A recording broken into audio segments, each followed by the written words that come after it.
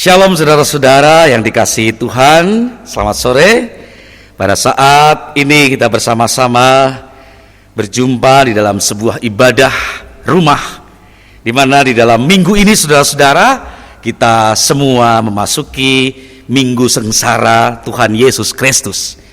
Dan sore hari ini kita masuk di dalam ibadah Kamis Putih. Saudara-saudara yang terkasih, kita semua saat ini dipanggil Tuhan untuk membangun persaudaraan dengan spiritualitas yang menghamba. Maka saudara, dengan hati yang penuh berserah kepada Tuhan, kita boleh menyimak dan membaca di dalam firman Tuhan yang tertulis di dalam Yohanes 13 ayat 1 sampai dengan ayat yang ke-20. Saudara-saudara yang terkasih, kita semua pernah mendengar bahwa bersatu kita teguh, bercerai kita runtuh. Itu menjadi sebuah slogan yang semuanya pasti setuju. Tetapi rupa-rupanya ada kelakar teman-teman kita di luar sana.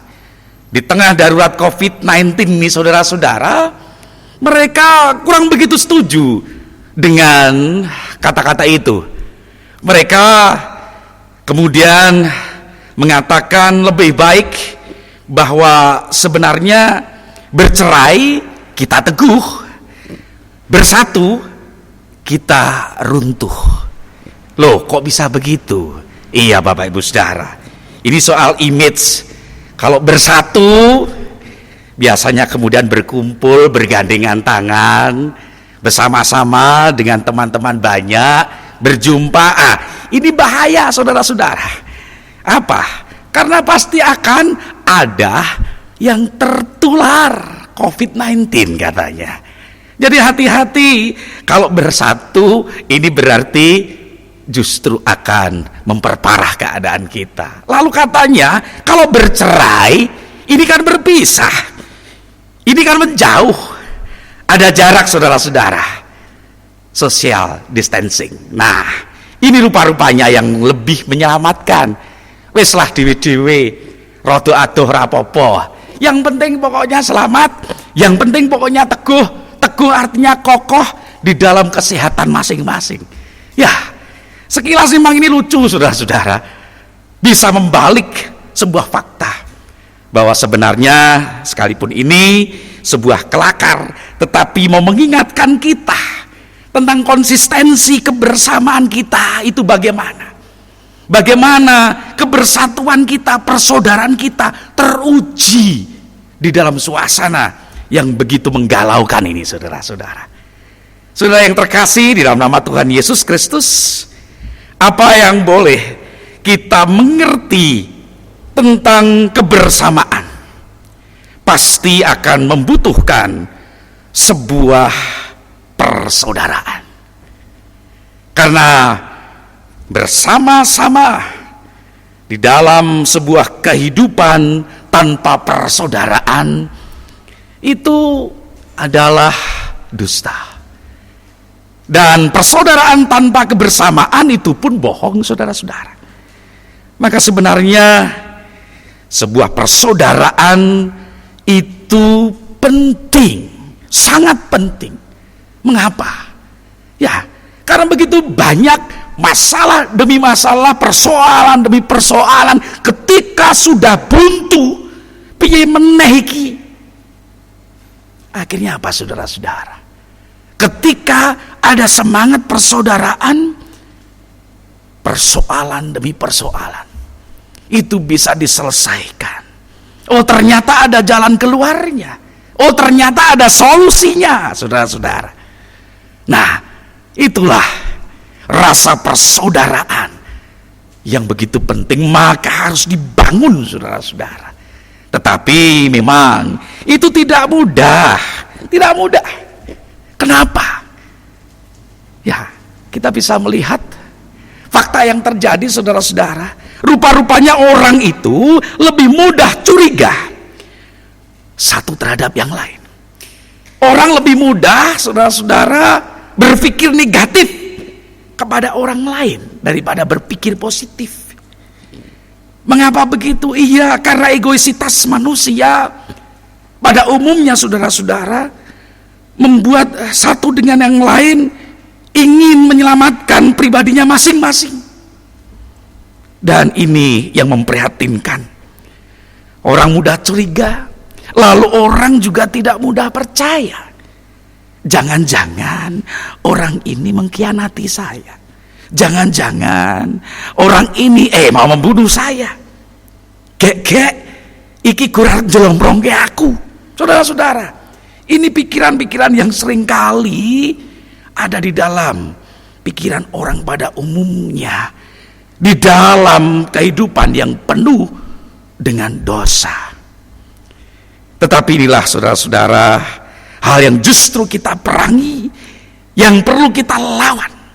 Karena apa?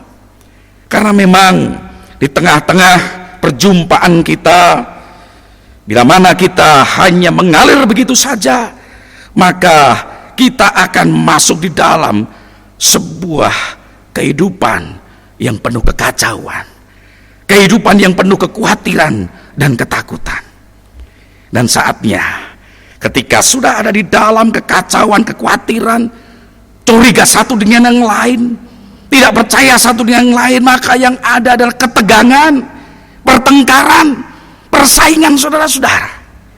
Dan ternyata persis seperti kesaksian oleh Lukas yang menyampaikan tentang percakapan waktu perjamuan malam pada waktu itu. Di dalam Lukas ayat yang ke-24, pasalnya yang ke-22, saudara-saudara, disampaikan demikian, terjadilah juga pertengkaran di antara murid-murid Yesus. Siapakah yang dapat dianggap terbesar di antara mereka? Ini bukti Bapak Ibu Saudara, bahwa ternyata kecenderungan orang untuk berebut kekuasaan, untuk berebut perhatian, dan kebutuhan-kebutuhan dalam dirinya ingin dipenuhi, ini selalu diupayakan setiap orang dengan pertengkaran pula. Nah, maka pada waktu itu, ketika mereka yang seharusnya sudah bersih kakinya, harusnya sudah dibasuh kakinya, hingga pada saat perjamuan datang pun, saudara-saudara, kaki mereka itu masih dalam keadaan yang belum bersih. Satu dengan yang lain berpikir, kalau saya yang melayani untuk membasuh kaki teman saya, maka saya ini adalah murid yang terendah. Ternyata saya ini adalah orang yang memiliki derajat paling rendah di antara yang lain. Maka disitulah, saudara-saudara, mereka tidak ada yang melayani, membasuh kakinya. Mereka merasa bahwa dirinya tamu, dan mereka semua merasa menjadi murid-murid Tuhan Yesus yang memiliki otoritas kewibawaan tinggi. Wow, luar biasa, saudara-saudara. Dalam hal inilah mereka dicengangkan, mereka dikejutkan, saudara-saudara, dengan tindakan Yesus. Ketika Yesus yang dianggapnya sebagai guru dan sebagai Tuhan, tanpa Tuhan Yesus berkata-kata, tanpa Tuhan Yesus itu berdebat dengan mereka, Yesus tiba-tiba meninggalkan meja, melepas jubahnya, lalu mengambil selai kain dan mengikatkannya di pinggangnya, lalu mengambil baskom, saudara-saudara, hingga menuangkan air ke baskom itu. Yesus selalu berjongkok di depan para murid, dan Tuhan Yesus mencuci kaki mereka, mengeringkan kaki mereka dengan kain yang ada di pinggangnya. Ini yang membuat mereka tercengang, saudara-saudara. Bahkan mereka tidak habis pikir, apa yang dikerjakan Tuhanku ini, apa yang dikerjakan guruku ini. Seketika itu mereka tidak bisa mengerti.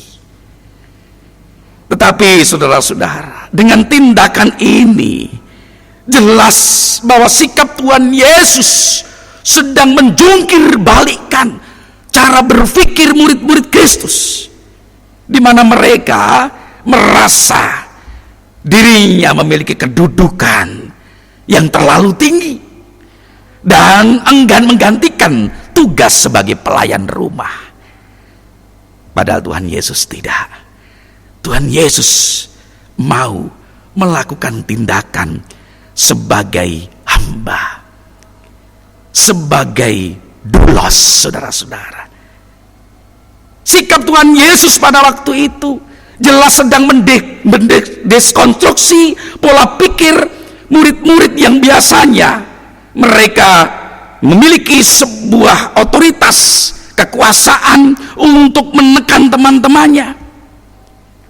Tetapi Tuhan Yesus justru menggunakan kekuasaannya, kewenangannya, saudara-saudara, untuk digunakan melayani orang lain, memenuhi kebutuhan orang lain.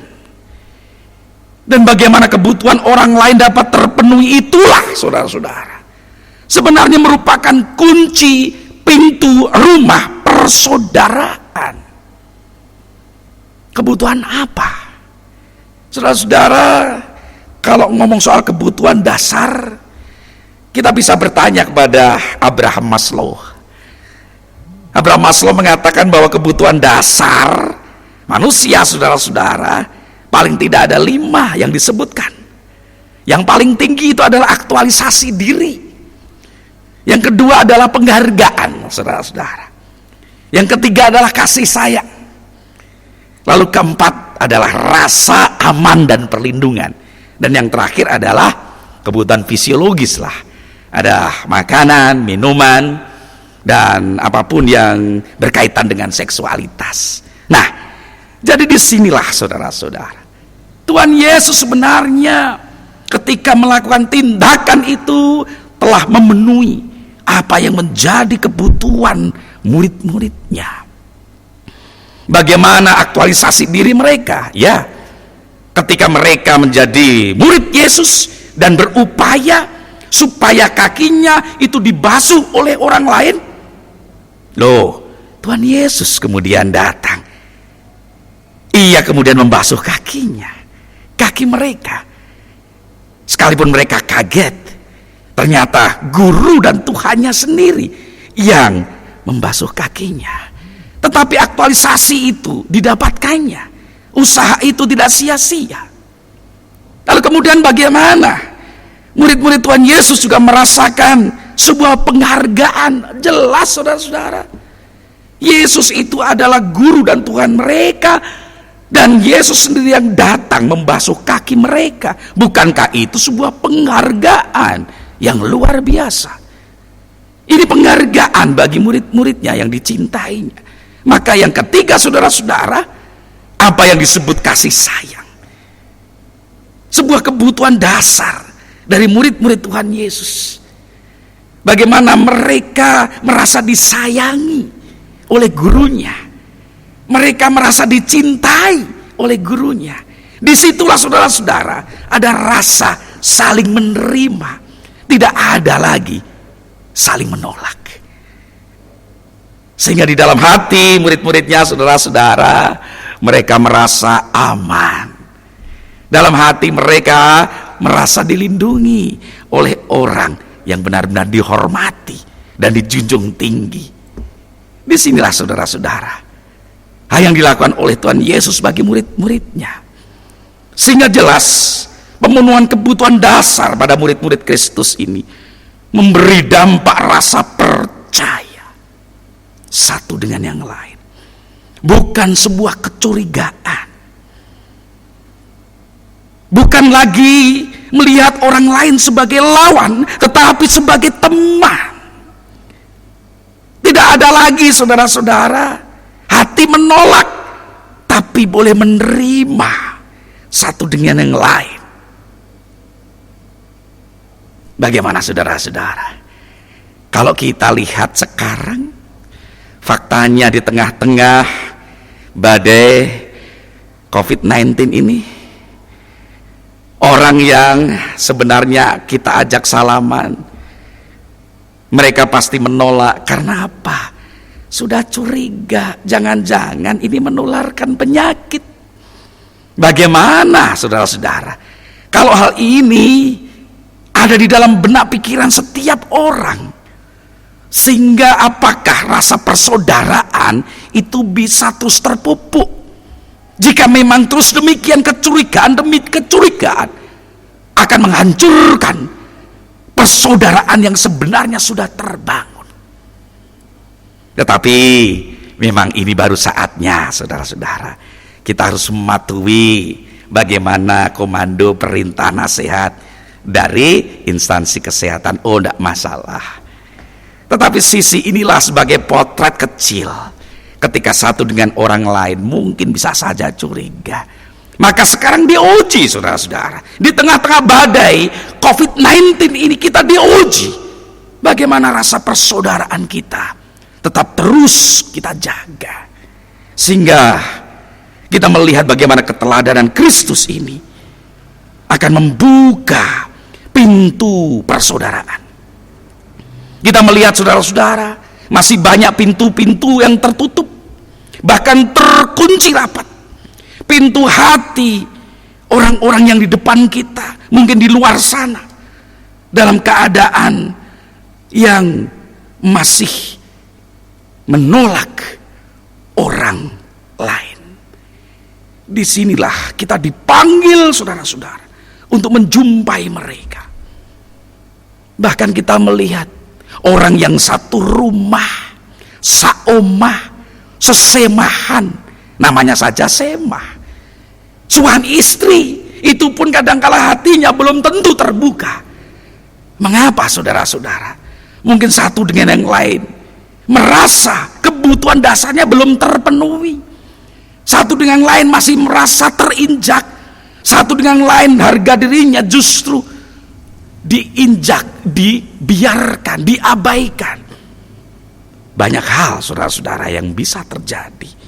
Maka disinilah kita juga akan melihat bagaimana hubungan mungkin orang tua dengan anak, bagaimana anak-anak dengan orang tua, atau kita dengan kerabat kita. Mari saudara-saudara, kita dipanggil untuk meneladani Kristus, menjadi doulos, sebagai hamba sekaligus melayani, sebagai diakonos melayani mereka untuk memenuhi kebutuhan mereka. Dengan kerendahan hati kita bersama-sama saudara-saudara datang kepada Kristus. Kita minta Tuhan Yesus yang berkarya dalam hati kita, sehingga kita tidak lagi melihat pola pikir mindset murid-murid Kristus yang bersih tegang, yang saling menekan, yang saling bersaing. Biarlah itu lewat, biarlah itu digantikan dengan hati Kristus yang penuh dengan kerendahan hati, dengan keteladanannya saudara-saudara. Hanya dengan spiritualitas hamba, kita semua saat ini akan membangun sebuah persaudaraan. Saatnya kita membuka pintu-pintu yang terkunci, pintu-pintu yang tertutup, bersama dengan keteladanan Yesus. Kita mau melayani satu dengan lain dengan kerendahan hati. Inilah saudara-saudara panggilan di mana kita bersama-sama untuk menyiapkan diri, membasuh kaki saudara-saudara kita. Sore hari ini saudara-saudara, dengan penuh penghayatan, dengan penuh penyerahan diri kepada Tuhan, kita semua akan meneladani Kristus, di mana ketika Tuhan Yesus berkata kepada murid-muridnya, jadi jikalau aku membasuh kakimu, Aku yang adalah Tuhan dan gurumu, maka kamu pun wajib saling membasuh kakimu. Sebab aku telah memberikan suatu teladan kepada kamu, supaya kamu juga berbuat sama seperti yang telah kuperbuat kepadamu.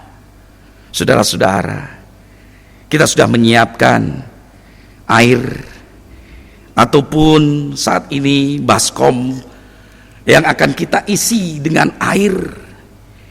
Biarlah apa yang akan kita lakukan ini, saudara-saudara, menjadi sebuah gerak ibadah di dalam kehidupan kita untuk saling melayani satu dengan yang lain. Kita semua akan membasuh kaki saudara-saudara kekasih kita. Kita saling membasuh supaya kita benar-benar dirawat oleh Kristus di dalam persaudaraan yang sejati. Dengan spiritualitas samba kita membangun persaudaraan.